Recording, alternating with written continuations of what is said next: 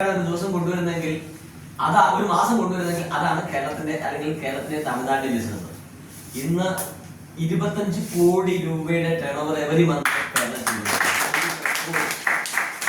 ഇന്ത്യയിലെ 6 ഗോഡൌണുകൾ കേരളത്തിലുണ്ട്. 6 കമ്പനി ഗോഡൌണുകൾ കേരളത്തിലുണ്ട്.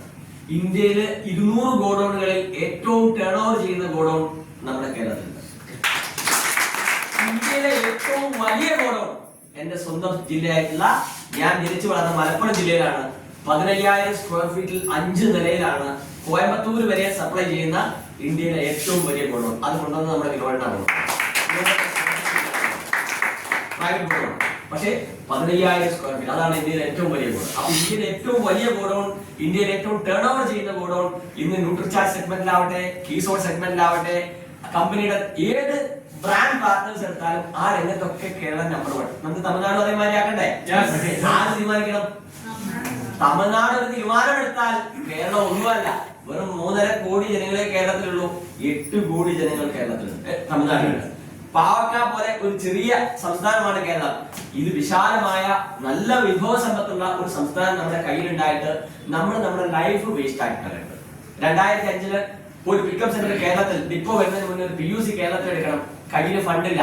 ജോയിൻ ചെയ്ത ആളുകൾ എടുത്തൊക്കെ 5,000 രൂപയും 10,000 രൂപയും കളക്ഷൻ എടുത്ത് ഞാൻ രാജസ്ഥാനിലേക്ക് വേണ്ടി കയറി. എനിക്ക് ഭാഷ അറിയില്ല. ഭാഷ സംസാരിക്കാൻ വേണ്ടിയിട്ട് ഹിന്ദി അറിയാവുന്ന ഒരാളെയും കൂടെ കൊണ്ടുപോയി. അങ്ങനെ അവിടെ ചെന്നു MD യുടെ അപ്പോയിന്റ്മെന്റ് എടുത്തു.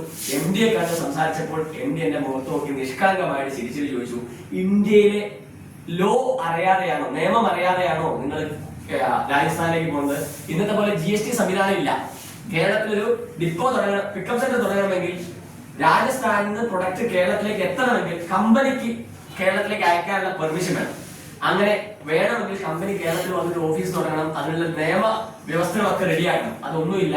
അതുകൊണ്ട് നിങ്ങൾ തിരിച്ചു പൊക്കോളൂ എന്നാണ് എന്നോട് MD പറഞ്ഞത്. ഞാൻ ആലോചിച്ച് ഇനി എന്ത് ചെയ്യും, ഇനി എങ്ങനെ കേരളത്തിൽ ബിസിനസ് ചെയ്യും? അങ്ങനെ ഇരിക്കുന്ന സമയത്താണ് എന്റെ മനസ്സിൽ പെട്ടെന്ന് ഒരു വെള്ളിയിൽ വെട്ടിയത്. എന്താണ്? 2005 മുമ്പ് ഞാനൊരു ബിസിനസ് തുടങ്ങിയിരുന്നു. ആ ബിസിനസ് തുടങ്ങിയ സമയത്ത് ഞാൻ ബോംബെന്നും കൽക്കത്തയിൽ ഒക്കെ പ്രൊഡക്റ്റ് കൊണ്ടുവരാൻ വേണ്ടിയിട്ട് അതർ സ്റ്റേറ്റിൽ നിന്ന് പ്രൊഡക്റ്റ് കൊടുക്കാൻ അന്ന് CST എന്ന് പറയുന്ന രജിസ്ട്രേഷനും കേരളത്തിൽ ബിസിനസ് ചെയ്യാൻ വേണ്ടിയിട്ട് KGST എന്ന് പറഞ്ഞ കേരളത്തിൽ ഒരു സെൽ ടാക്സ് ഉണ്ടായിരുന്നു, രജിസ്ട്രേഷൻ ഉണ്ടായിരുന്നു. ഇത് ഞാൻ ക്യാൻസൽ ചെയ്തിട്ടുണ്ടായിരുന്നില്ല. ബിസിനസ് പൊട്ടിയെങ്കിലും എന്തെങ്കിലും ഒരു ബിസിനസ്സുകാരനാവുമ്പോൾ ഉപയോഗിക്കാൻ വേണ്ടി അതങ്ങനെ പെൻഡിങ് വെച്ച് കൊണ്ടുവന്നായിരുന്നു. ഞാൻ കമ്പനിയുടെ MD യുടെ മുമ്പാകെ പറഞ്ഞു, എനിക്ക് CST ഉണ്ട്, രാജസ്ഥാനിൽ കേരളത്തിലേക്ക് പ്രൊഡക്റ്റ് കൊണ്ടുപോകാനുള്ള ലൈസൻസ് എനിക്കുണ്ട്, അവിടെ ബിസിനസ് ചെയ്യാനുള്ള രജിസ്ട്രേഷനും എന്റെ കയ്യിലുണ്ട്. അതുകൊണ്ട് ആ രജിസ്ട്രേഷൻ ഉപയോഗിച്ച് തരാൻ പറ്റുമോ? MD പറഞ്ഞു, പ്രൊഡ്യൂസ് ചെയ്യൂ. അന്ന് ഇതുപോലുള്ള സംവിധാനങ്ങളൊന്നുമില്ല, വാട്സപ്പ് ഇല്ല, നമുക്ക് സ്കാൻ ചെയ്യാനില്ല, ഫാക്സ് വഴി എത്തണം. അങ്ങനെ കമ്പനിയുടെ ഫാക്സ് നമ്പറിലേക്ക് എന്റെ വൈഫിനോട് ഇവിടുന്ന് സ്കാൻ ചെയ്യിപ്പിച്ച് അതിന്റെ പേപ്പേഴ്സ് എല്ലാം രാജസ്ഥാനിലേക്ക് വരുത്തി ഞാൻ അവിടെ സ്റ്റേ ചെയ്തു, കമ്പനിയുടെ മുമ്പിൽ പ്രൊഡ്യൂസ് ചെയ്തു. അങ്ങനെ കമ്പനി കേരളത്തിലെ ആദ്യത്തെ PUC സൈറ്റ്.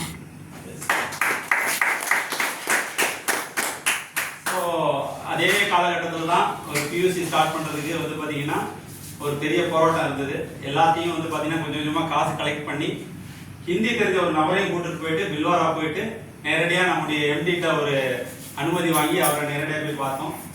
அப்போ அவரை பார்த்து பேசி இது மாதிரி ஒரு ஷாப் ஓப்பன் பண்ணணும்னு சொன்னப்போ அவர் சொன்னால் உங்களுக்கு சட்டம் தெரியாதா அப்படின்னு கேட்டார். அன்னைக்கு சட்டம் என்னன்னா, இன்னைக்கு நம்ம இருக்கிற மாதிரி GST எதுவும் அங்கே கிடையாது.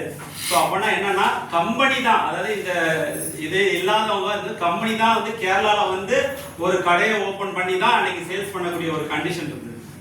அப்போ அது இல்லாதனால உங்களால் பண்ண முடியாது அப்படின்னு சொல்லிட்டு இருக்காரு நம்முடைய MD. அப்பதான் சாருக்கு வந்து ஒரு முக்கியமான ஞாபகம் வந்து, ஏன்னா இதுக்கு முன்னாடி பண்ண ஒரு பிசினஸ்ல வந்து பாத்தீங்கன்னா அவர் 2 முக்கியமான இது வச்சிருக்காரு. ஒன்னு CSTன்னு சொல்லக்கூடிய ஒரு இதுவும் KGST சொல்லக்கூடிய இன்னொரு இதுவும் 2 டாக்ஸ் இது வச்சிருந்ததுனால, சார் நான் இதுக்கு முன்னாடி இந்த மாதிரி ஒரு விஷயத்த நான் பண்ணிட்டு இருந்தேன், அதனால எனக்கு ராஜஸ்தான்ல இருந்து கேரளால இந்த பொருளை கொண்டு வரதுக்கும் கேரளால இதை ரெஜிஸ்டர் பண்ணி என்னால விற்பனை பண்றதுக்கும் எங்கிட்ட சர்டிபிகேட் இருக்கு அப்படின்னு சொன்னப்பதான், அந்த காலகட்டத்தில் பார்த்தீங்கன்னா இந்த மாதிரி வாட்ஸ்அப் எதுவுமே நம்மகிட்ட கிடையாது. அப்போ என்ன பண்ணாங்கன்னா, ஃபேக்ஸில் அவங்க மனைவிக்கு அதுக்கான ப்ரூஃப் எல்லாம் அனுப்ப சொன்ன உடனே அது ஃபேக்ஸில் கம்பெனியில் ரிசீவ் ஆகி உடனே MD அதுக்கான எல்லா விதமான இதையும் கொடுத்தாரு. அப்படித்தான் முதலாக கோழிக்கோட்டில் ஒரு PUC RCM PUC உருவாச்சு. எவ்வளோ கஷ்டமான ஒரு நகரில் ஒரு RCM PUC கேரளாவில் உருவாக்கியிருக்காங்கன்னு பாருங்க.